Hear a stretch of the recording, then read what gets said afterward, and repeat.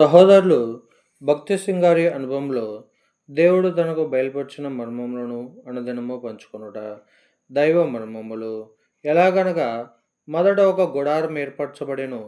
అందులో దీపస్తంభమును బల్లయు దాని మీద ఉంచబడిన రొట్టెలను ఉండెను. దానికి పరిశుద్ధ స్థలమని పేరు.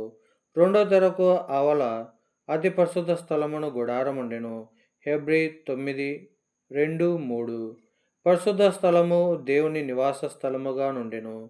ప్రజలు వారి విధులను నెరవేర్చుటకే అందులోనికి ప్రవేశించరు గాని ప్రార్థించుటకు కాదు. పలకలు ఆలయ నిర్మాణమునకై వాడిరి. ఈ పలకలు 15 అడుగుల ఎత్తు, 2 అడుగుల 3 అంగుళముల వెడల్పు. అవి లోపలను వెలుపలను బంగారం చేత పొదగబడినవి. నిర్గమ 26, 15-25 ఈ ఆలయము 2 భాగములుగా విభజింపబడి ఉండెను. మొదటిది ముందు భాగంలోనున్న పరిశుద్ధ స్థలము, రెండవది దాని వెనుకనున్న అతి పరిశుద్ధ స్థలము. అరణ్యం నందలి ఈ ప్రత్యక్ష గుడారము పరలోకపు మందిరమునకు సూచనగానున్నది. దీనికి ప్రభు అయిన యేసుక్రీస్తే ప్రధాన యాజకుడు.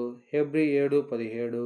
మందిరంలోని ప్రతి వస్తువు యేసుక్రీస్తు ప్రభునకు సాదృశ్యము గనుక చూపించబడినదంతయు జాగ్రత్తగా చేయవలనని దేవుడు మోషేకు ఆజ్ఞాపించెను. హెబ్రీ 8:5.